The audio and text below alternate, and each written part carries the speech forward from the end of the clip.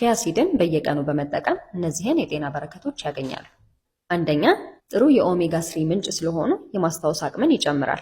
የኮሌስትሮል መጠንን በመቀነስ የልብ ጤናን ለመጠበቅ ይረዳናል። ሁለተኛ፣ ጥሩ የአሰር ወይም የፋይበር ይዘት ስላላቸው የኮሌስትሮል እና የስኳር መጠንን ለማስተካከል እንዲሁም የሰውነት ክብደትን ለመቀነስ ይረዳናል። ሶስተኛ፣ ጥሩ የአንቲኦክሲዳንት ምንጭ ስለሆኑ ከኦክሲዴቲቭ ስትረስ ጋር ተያይዘው ለሚከሰቱ እንደ ካንሰር፣ የልብ በሽታ፣ ስኳር፣ ግፊት ያሉ ተላላፊ ካልሆኑ በሽታ ተጋላጭነትን ይቀንሳል ወይንም ለመቆጣጠር ያግዛል።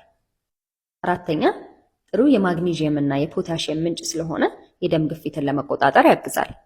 አምስተኛ፣ የካልሽየም ይዘቱ ከፍተኛ ስለሆነ የአጥንት ጤናና ጥንካሬን ለመጨመር ይረዳል።